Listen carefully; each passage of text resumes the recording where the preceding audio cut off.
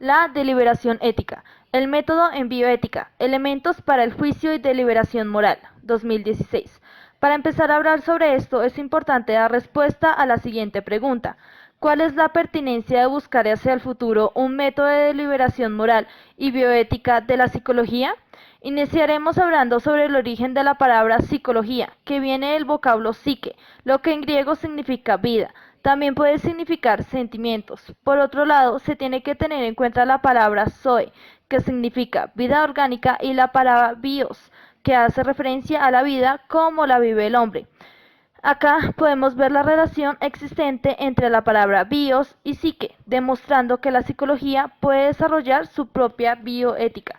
El psicólogo también es responsable de armonizar y ayudar al equilibrio entre la palabra psique, bios y SEO. En la práctica clínica se debe resolver tanto el juicio clínico como el juicio moral. Este juicio clínico nos habla de un compromiso personal y la adquisición de competencias, mientras que el juicio moral nos habla de la capacidad para movilizar los recursos cognitivos y afectivos para solucionar conflictos morales en el contexto clínico. Ahora vamos a hablar un poco del libro publicado en el año 2018, llamado Fundamentos de la Bioética, escrito por Diego García. En especial nos enfocaremos en el capítulo 5, el cual se llama El método de la bioética. Este libro sigue el pensamiento de Xavier Zubiri, inspirado en una filosofía moral, donde podemos encontrar 4 principios o métodos que nos van a hablar de la intención del juicio moral. Método oncológico o principalista. Es un método principalmente deductivo, trascendental o ideal. Puede ser entendido por las teorías que planteó Platón. En este decía que las ideas son consideradas inmutables, necesarias y eternas. También habla sobre la idea del bien, la cual es considerada como el principio o fundamento de los juicios morales, es decir, que siempre se busca hacer el bien. Lo bueno o lo malo en esta parte es determinado por la ley moral. Ahora vamos a explicar el método oncológico desde el campo médico, donde podemos encontrar 4 principios básicos. El primero nos habla de la autonomía, que este viene a ser siendo el respeto que se le tienen a los valores, criterios y las decisiones que tome el paciente.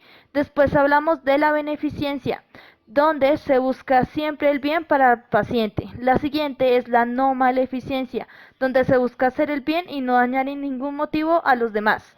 Y por último, la de justicia. Aquí en esta parte se espera una igualdad y equidad con respecto a los tratamientos. El punto en común de todos estos principios es la especificación, que sirve como guía o norma para los médicos. Cuando esto no se cumple, por ejemplo, en el caso de los suicidios asistidos o la eutanasia, puede que sea insuficiente o puede que genere complicaciones a la hora de orientar las decisiones morales que pueden tener los médicos. Método deontológico o formalista. Este método se encarga de hallar o proponer la forma universal de la moralidad sin tener en cuenta las condiciones empíricas. Se habla de una autonomía del deber por el deber. Aquí la ley es la que determina lo bueno y lo malo.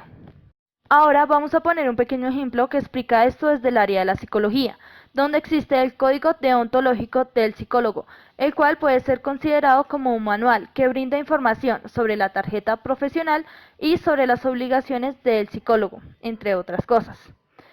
Aquí vamos a poner la pequeña historia de Lisa.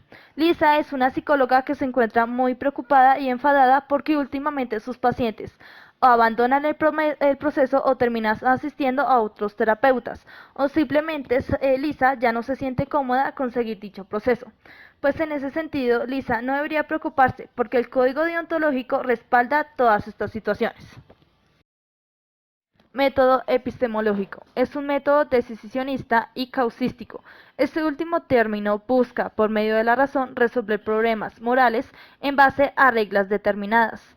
También se encarga de reevaluar las líneas de acción de acuerdo con las consecuencias. Método axiológico o conflicto de valores. Este método se fundamenta en la búsqueda material de la moralidad y pone especial énfasis en el valor. Finalmente, podemos decir que estos 4 métodos tienen como punto común enfrentarse a la realidad. La moral normativa. Esta se encarga principalmente de la indagación en torno a la moral, siendo este su principal base o fundamento. En primer lugar tenemos a García, que nos habla de una moral primordial o protomoral, y a Zubiri, que nos habla de la dignidad humana. Estos dos conceptos pueden ser entendidos como puntos o sistemas de referencia. Esta moral se enfoca principalmente en el modelo kantiano, siendo la principal característica de este la creatividad, el cual se encuentra dividido en dos dimensiones. La primera nos habla de un nivel protomotor, el cual se basa en los esbozos y en la construcción social. Y por último está el nivel basado en la experiencia, donde se encarga de aprobar o reprobar dicho esbozo, enfrentando así una aprobación física de la realidad. Moral tiene dos momentos. El primero es el descubrimiento del sistema de referencia y el segundo es el esbozo. Adicionalmente a ello tiene tres pasos esenciales: sistema de referencia, esbozo y experiencia. La razón moral se da desde el nivel promoral, la cual es la creación racional. Esa creación racional busca esbozar lo que podría ser la cosa en la realidad del mundo. El deber como sistema de referencia moral. Gracia plantea que viene de la religación. La religación, según Zubiri, consiste en la coactualización simultánea de la cosa y de la persona. Relación primaria de hombre con las cosas no es de posesión, sino de religación. Contrasta con la realidad en la experiencia, de modo que sea la misma realidad la que apruebe o repruebe el esbozo. Zubiri plantea que la aprobación física de la realidad es la experiencia, que automáticamente apenas se apruebe el esbozo, este queda verificado. La razón moral se enfrenta a un problema y esa solución es la razón teórica, la cual adquiere su lugar propio en el método de la bioética. Esbozos de posibilidades frente a situaciones conflictivas, debemos llevarlos a la realidad para probarlos. Si un esbozo se reprueba, hay que cambiarlo por otro. Así, llamamos Uribe a la capacidad de adecuación de un esbozo, que se traduce como discernimiento.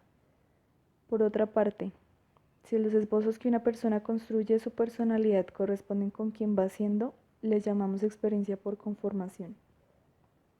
Pero no siempre los esbozos concuerdan con un proyecto personal o ideal, porque discernir entre una opción u otra puede tener graves consecuencias.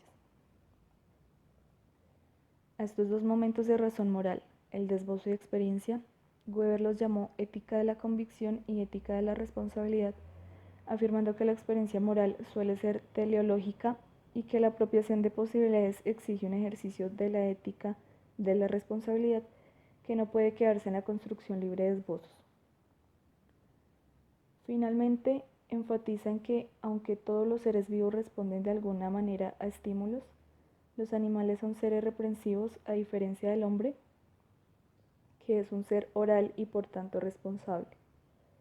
Lo que nos lleva a la justificación, entendida como el objetivo de todo un proceso de razón moral. Decimos que una acción está justificada cuando el sujeto se apropia de posibilidades de acuerdo con un sistema de referencia, teniendo como fin la felicidad para una realización plena. Aunque la experiencia pruebe en esbozo, dicha aprobación es parcial y temporal, por lo que el sujeto debe estar en continua verificación de sus decisiones.